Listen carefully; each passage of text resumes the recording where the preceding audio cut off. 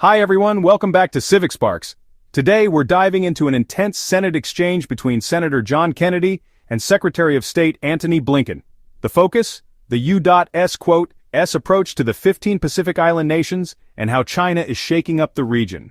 This conversation raises questions about diplomacy, respect, and long-term strategy in one of the most geopolitically crucial areas in the world.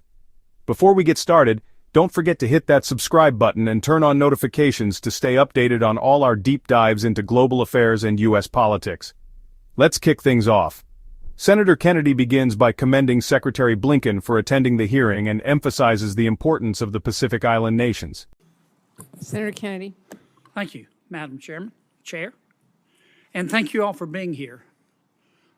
Secretary Blinken, have you ever visited any of the 15 Pacific Island nation states?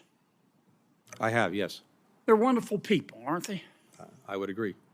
And they have well-placed pride in their countries, do they not? They do.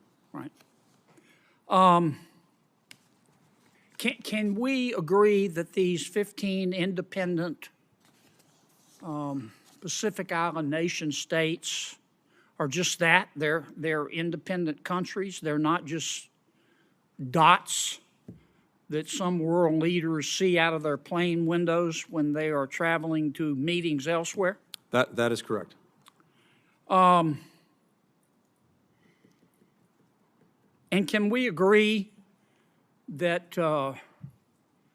that China is making a concerted effort to try to bring these independent countries within the ambit of the Communist Party of China? We can. Can we agree that America should have a deeper... Strike that. Let me rephrase that, Mr. Secretary. Putting China aside, do you agree with me that it is the prudent and moral thing to do to have deeper engagement with our fellow countries in the Pacific, particularly in terms of trade and investment? Very much so, Senator, yes. Would you support showing the 15 Pacific Island nation states the respect and dignity that they deserve by creating an ambassadorship just for these 15 Pacific Island nation states to be appointed by the President of the United States and confirmed by the United States Senate? Senator, something that we're looking at, but let me just put this in context.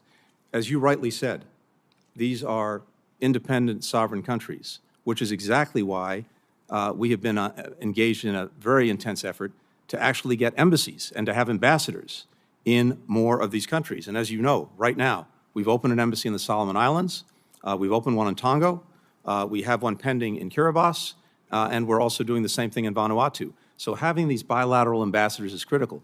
As you also know, President Biden... Mr. Secretary, can I interrupt you? Yeah, please. I'm really sorry, but we have limited time. Please. And I have followed the efforts of the Biden administration in this regard. But what I'm talking about is appointing and not relying on other envoys or ambassadors. I'm talking about creating a new ambassadorship for the 15 Pacific Island nation states appointed by the President and confirmed by the Senate, who would spend her or his time traveling to all of the island states, talking about trade, investment, and listening.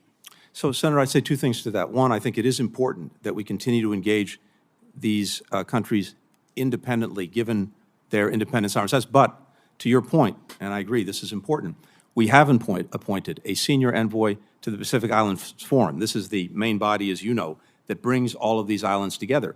We appointed someone who's a deeply experienced ambassador. But it's not created in law, is it, Mr. Secretary? It's not. It's an appointment by the Secretary of State. Okay. That's correct.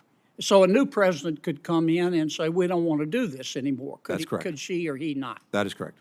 What I'm talking about, if the Pacific Island countries are so important, and I think they are, and I think I've heard you say they are, let me ask you again, would you support creating an ambassador level status? I don't care what you call it, but it would be an ambassador level status appointed by the president and confirmed by the United States Senate. What's wrong with that? I would just say, Senator, that first, the senior envoy that we have, who is a former ambassador to several of these countries, in effect, fulfills that function. So that's important. But he's not an ambassador. He's appointed by a president. I'm talking about making this permanent. Well, of course, the future president could decide not to appoint an ambassador at any given country. Well, but why that. wouldn't you want to? Why wouldn't you want to embed this in the law and give the Pacific Island countries the respect they deserve? I'd be happy to pursue this with you. I think what we're hearing. I just happen to have a bill, Mr. Secretary. Aha, yeah. I'm very happy to look at it and come back to you on it. Would you? Yes, I really please think do. that we have not given. I'm not criticizing you or your team. I just think that we haven't given these countries the respect they deserve, and the best way to do that would be to give them a permanent ambassador. I think we should pursue this conversation because I'd really welcome doing that. What I'm I'm going to put you down as Yep. a yes. to talk about it, absolutely. Thank Thank you, you. Madam Chair. Thank you, Senator. So, where do things stand? By the end of their exchange, both Kennedy and Blinken agree on one thing: the U.S. needs to strengthen its relationship with the Pacific Islands. Blinken even commits to reviewing Kennedy's proposed bill. This conversation is a powerful reminder of how crucial these nations are to the geopolitical landscape and how much work the U.S. still has to do. What's your take on this? Should the U.S. establish a permanent ambassadorship for the Pacific Islands, or is the current strategy enough? Let me know in the comments. Don't forget to subscribe to Civic Sparks for more thought-provoking discussions on U.S. policy, global affairs, and everything in between. Thanks for watching, and I'll see you next time.